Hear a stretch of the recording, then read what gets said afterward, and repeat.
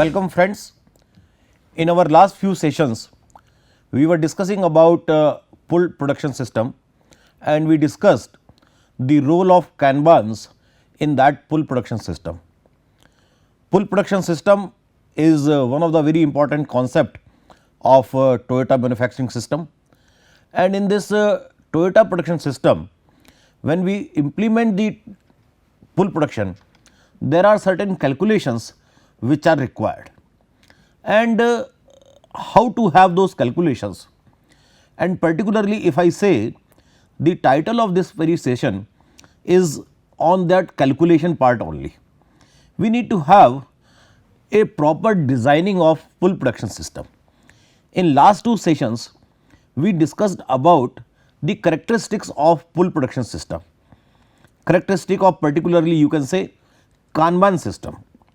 But now in this system, how to have various parameters, how to design your system, that is the content of this particular session. Now to have this Kanban system and various calculations which are required in designing a suitable Kanban system, we need to know some basic things, and for that purpose you need to know that any pull system has two important components, one is container and another is card. So, container and card are two important things.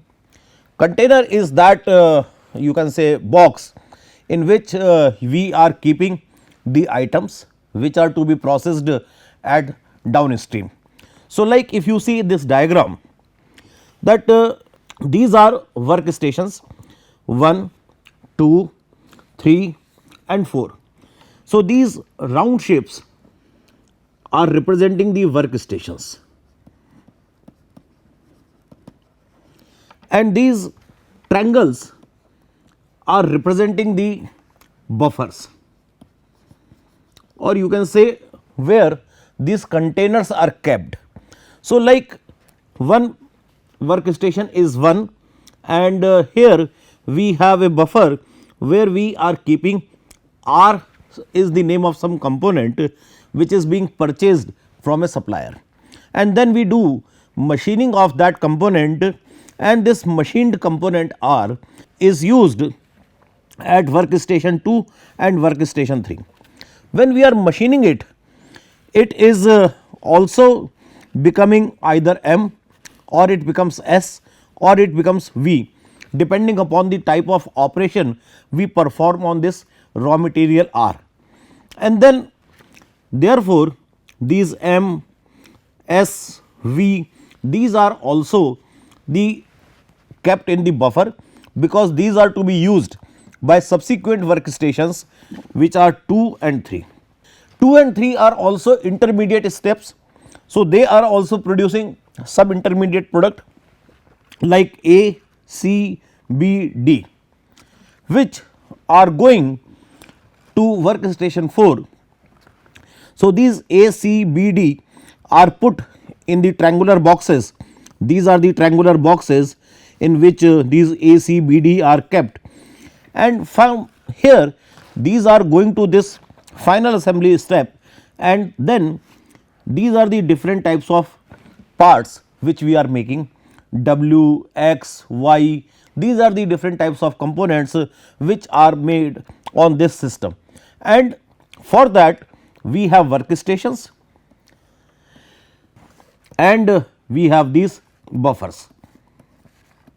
So, containers are used all through this process, and these containers are kept at this buffer location, from where the workstation, the person who is at the workstation will withdraw the required amount of parts to be processed. The second important item in this is the card. Now, container is keeping the material. Now, with each container there will be a card, and the card provides information what is written on that card, that what kind of material is there in the container, the quantity of the material in the container, the origin or the producer of the material, the upstream source, whether it is coming from workstation 1 or workstation 2 or workstation 3. So, all that information of origin, and the consumer of the material, where it has to go.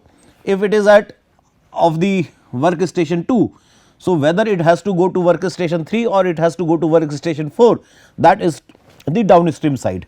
So, that all, so card provides you lot of information about the material inside that container. The second very important point which we need to know with respect to card, that is cards are also used for the purpose of restricting the amount of inventory in the system. So, depending upon how many cards are there in your entire system, in this system like we just saw that from R to Wx Wy. So, the entire system of production, depending upon the number of cards are there in this system, you can control the inventory of your work in process items. Every container of material must have an attached card. Without card, there cannot be a container. So, you can say the number of cards and number of containers are always equal. Without a card, no material can be put into a container. So, card and container are very much closely associated, and without a card, no material can be there inside a container. Then further going into this discussion, cards also serve the purpose of authorization. So, cards are the visual signal for when material in a container are first withdrawn at a downstream operation, the operation posts the card as a signal to replenish the container. So, we all know in our various discussions we have already, like for these are the various workstations 1, 2, 3, 4. These are the workstations. Now, for workstation 3, 4 is in it downstream, and these are in the upstream side. So, when there is a card which is shown at workstation 3 that I need material, so that becomes a signal for upstream that yes, we need to provide that material to workstation 3. So, that way it acts as a signal, it acts as a trigger to start activities in the upstream direction. The posted card authorizes the upstream operation to produce a container of material and move it downstream to replenish the buffer. So, when I am saying that workstation 3 requires material, so it means there is a buffer before this workstation. This is a buffer. So, we have actually requested our upstream 1 and 2 that we want a material at buffer of workstation 3. So, with each workstation there is a buffer attached, and whenever we are signaling that material is required, it means we want to replenish the buffer associated with that particular workstation. Many a times it is also very important to know that when we are talking of pull system, when we are saying that we are working in a pull environment, people may assume that we are not keeping any work in process inventory, but that is not true. We keep work in process inventory, we keep buffer before every workstation, so that we can minimize our lead time, because this pull system is important on one side, but at the same time we also want to minimize the lead time. So, if everything starts in my entire system, everything starts against the order of a customer, then the lead time to delivery will increase very much. So, we keep a buffer. So, the just in time system or pull based system of inventory is not without buffers. So, we maintain stock, but how much stock to be maintained, that is a important question, and we are trying to answer that particular question in this session. So, now there are 6 very important rules, and we need to understand these 6 rules for developing an efficient pull production system. Toyota took around 20 years in perfecting their pull production system.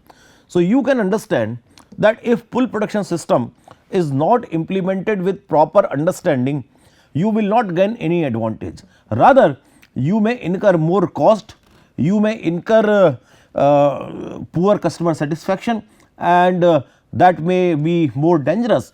Rather, you can go to your traditional system of inventory management. So, if you are going for pull based system, you need to understand the complete basis on how to design a pull system. So, before we go for the calculation part, we need to quickly go through these rules for pull production system. Now, as I mentioned that there are 6 rules, and most of these rules will help you in eliminating different types of wastage in your production process. The first rule is downstream operations withdraw only the quantity of items they need from upstream operations. The quantity is controlled by the number of cards. So, number of card is a very important thing, that how many cards we should have in our production system. Each operation produces items in the quantity and sequence indicated by the cards. So, the card has a proper sequence of operation, and according to that sequence and the number which are mentioned on the card, each operation will produce that many products. This is very important when we have multiple products. If you are producing only a single product in your factory, then this sequence part has no meaning. But if you are producing multiple products, then this sequence part becomes very important. Like in the example we just discussed, that you are having W, X, Y different types of products coming out of the same process. So, whether workstation 2, workstation 3, workstation 4, workstation 1. So, all these workstations will produce these products in what sequence. So, sequence becomes important only in case of multiple products. If multiple products are not there, sequence will not have any relevance. The third rule is a card must always be attached to a container.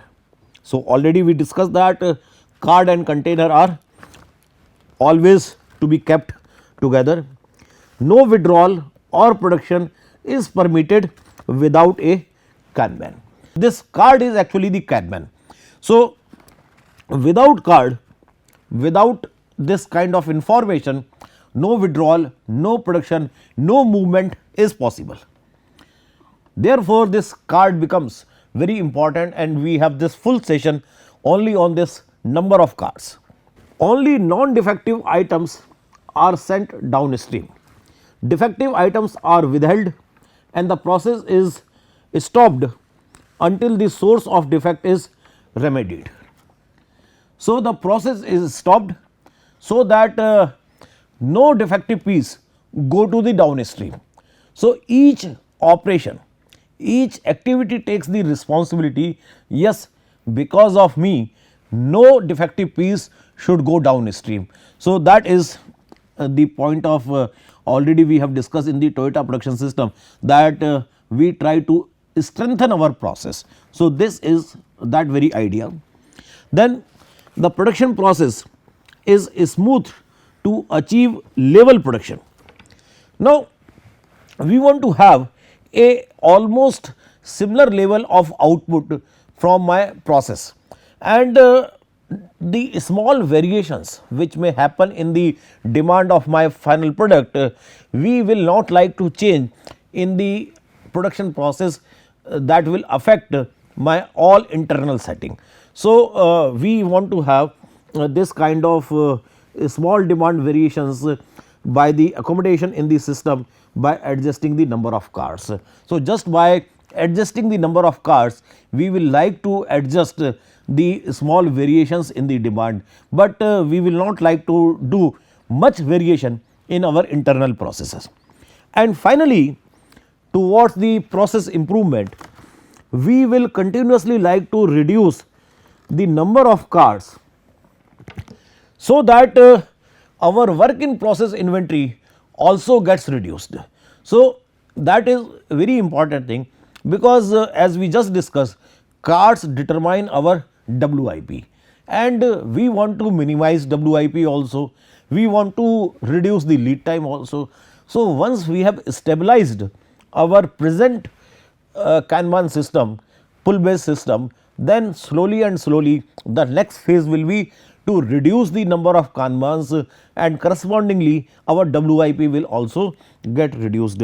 So, this will help us that what are the wasteful activities, what are the challenges in my system, and it will also help us in process improvement. So, these are the 6 rules of pull based manufacturing, and we need to see that how to achieve this pull based production system. Now, when we are saying the designing of a pull based system, we are actually looking answer for these 3 questions. These are the 3 questions we want to have answer. The first question is, when and how should authorization signals for replenishment of buffers be sent upstream? We discussed that these are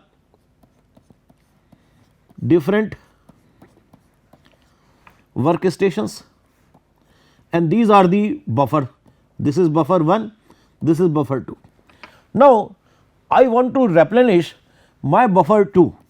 So, how and when this signal should go to upstream to workstation 2, so that workstation 2 can do some kind of activities to fulfill the requirement of buffer 2. So, that is the first thing, that at how many intervals and how I should develop a system.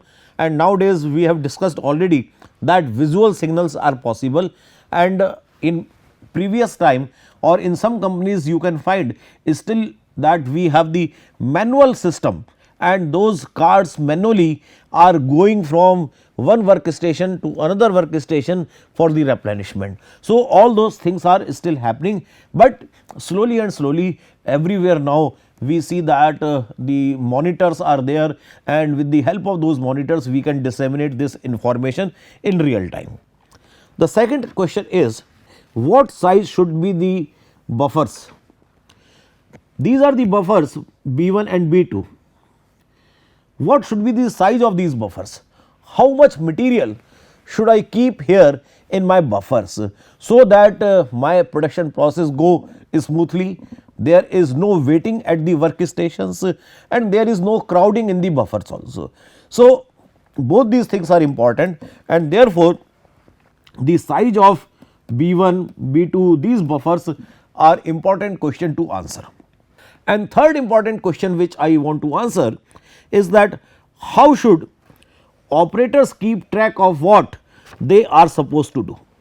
Means you have sent the signal to workstation 2 from workstation 3, but it is quite possible that the operator at workstation 3 has not checked the buffers, and without checking the buffers has sent the signal for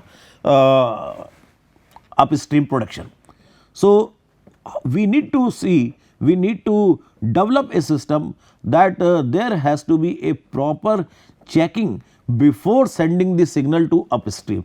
Like for an example, you are in the kitchen, and in your kitchen you saw that there is no milk available, and you just ordered for the delivery of milk without checking whether milk is there in the refrigerator or not. So, sometime it is possible that your buffer is not very closely available to your workstation, and it may not be visibly possible for you to just see that how much materials are available in the buffer. So, in that case these kind of issues are possible, that you may signal a order without actually knowing how much inventory is available in the buffer. So, you also need to keep track that how your operators are supposed to work. Now, let us start with the calculation part of the pull system or the development of the Kanban system. This pull system is very much similar to this fixed quantity reorder point system. If you go back to your inventory management classes, we know that this kind of saw teeth pattern we have for inventory management, and in this we determine two important things. One is this point of order, which we call as reorder point, ROP, that is reorder point, and the second is what should be the quantity of this order. So, two important things, that what should be the quantity of order and what should be the reorder point. So, this model is known as QROP, that if your stock in the buffer comes to this particular label, let us say your Q is 100 items and you are consuming these items at the rate of 10 items per day. So, and your lead time, the lead time is 3 days.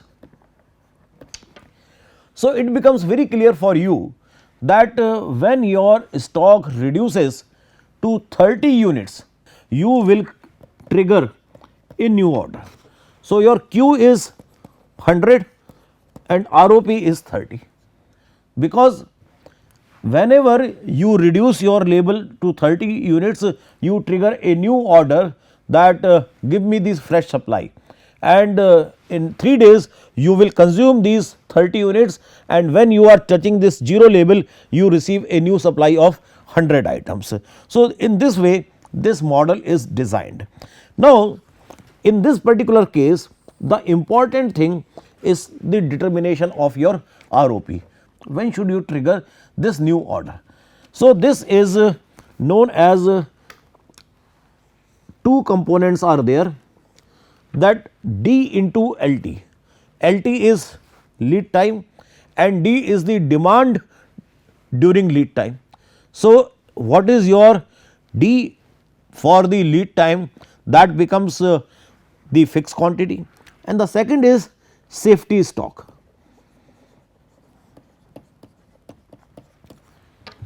So, because this example I gave here, everything was fixed, but in real life everything will not be fixed.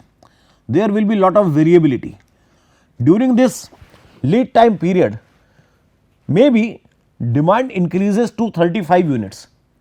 So, you will not be having 35 units because your ROP was 30. So, for taking care of these fluctuations, these variations, we keep some safety stock also. So, our ROP is actually can be considered like this. You have this much of safety stock and then your ROP is determined, that what is the demand during lead time plus the safety stock. So, a very common example which you can practically see in any industry, they follow this 2 bin system. Under this 2 bin system, we have 2 containers. One container is a large container, another container is a small container.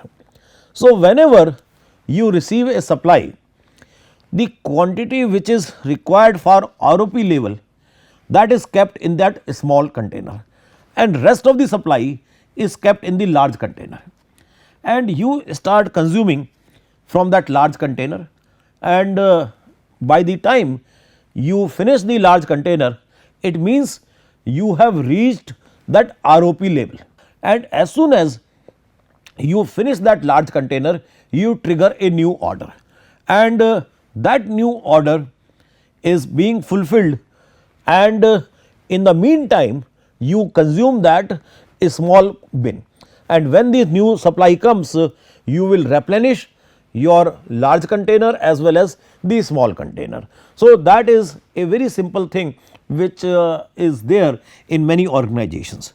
And when I am talking of this lead time is actually made up of two things.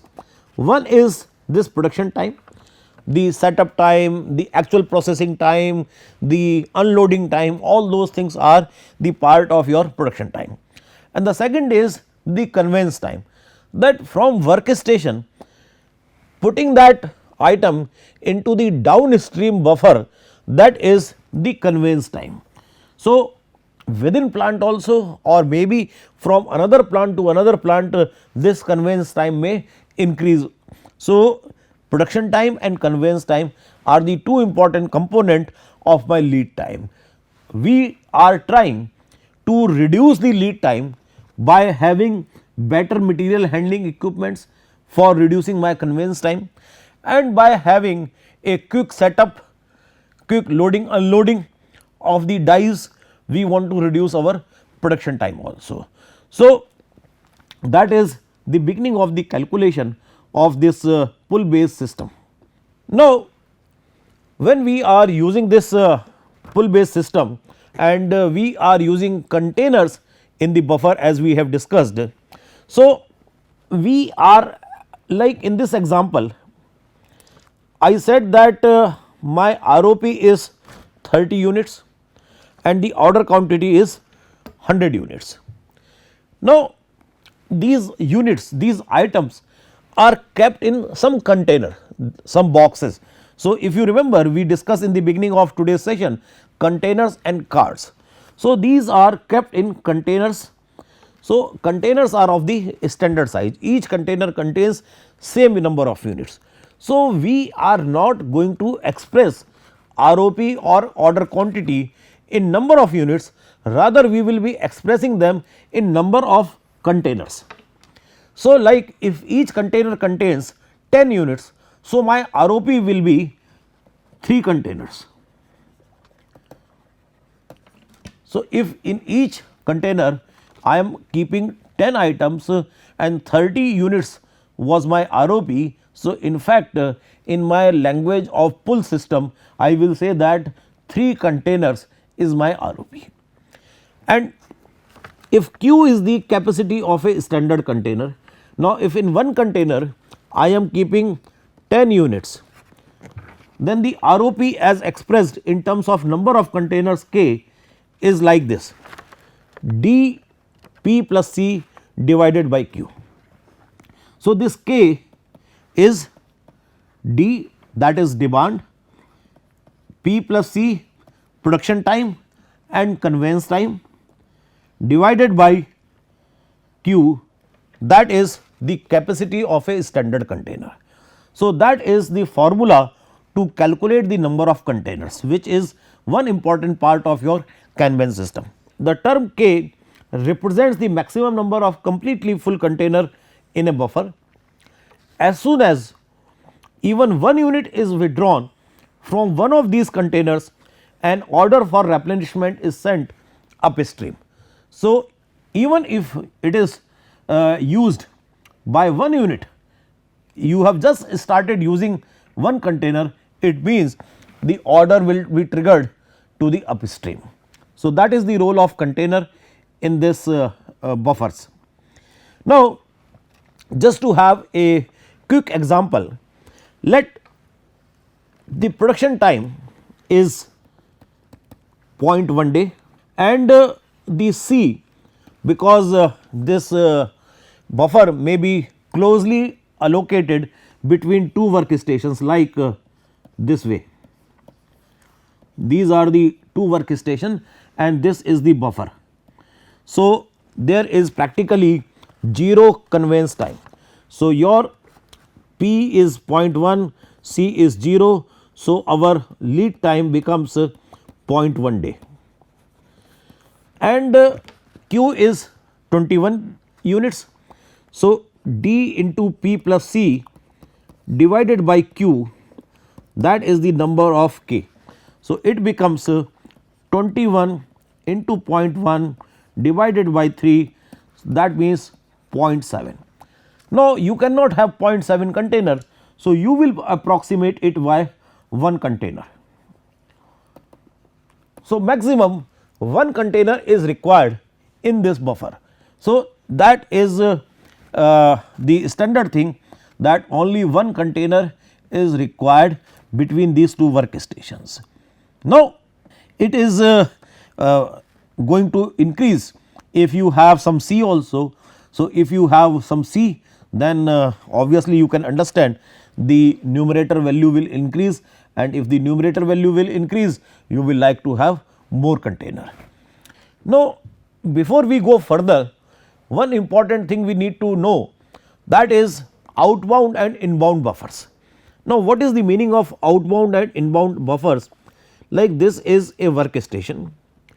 Now, this workstation is producing different types of products, and I am putting them in different types of buffers.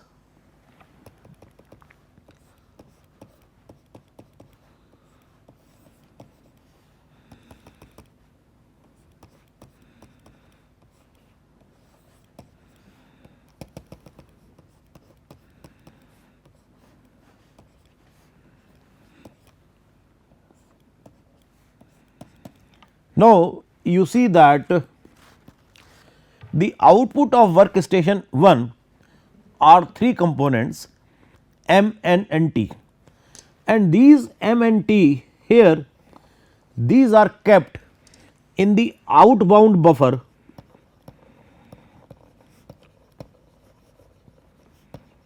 these are outbound buffers of workstation 1, and these are, this is inbound buffer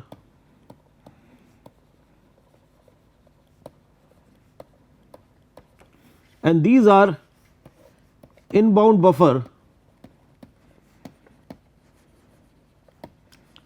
workstation 3. So, because workstations may not be very close to each other. So, one workstation is very far from another workstation. So, the output of your workstation you will keep immediately very close to you, that is, you are putting the output of your workstation in your outbound buffer. Similarly, the inbound then you will transport that item into a buffer which is close to your downstream operation. So, like in this case I am putting M here which is close to station 1. So, whatever output of M type is coming from workstation 1, I am keeping that initially in the outbound buffer. Whenever there is a signal from the workstation 2, I will put that output into the inbound buffer of workstation 2. So, two types of buffers are there, outbound and inbound buffers, because our further calculation is dependent on these outbound and inbound buffers. So, this very concept is important to discuss. Now, we need to understand that our lead time is made up of two particular components. One component is my production component and another is conveyance component. So, we need Kanban for production and we need Kanban for conveyance also. So, in our next session we will discuss that how to develop, how to have the calculation of Kanbans for production and Kanbans for conveyance. So, we close this session at this very point. Thank you very much.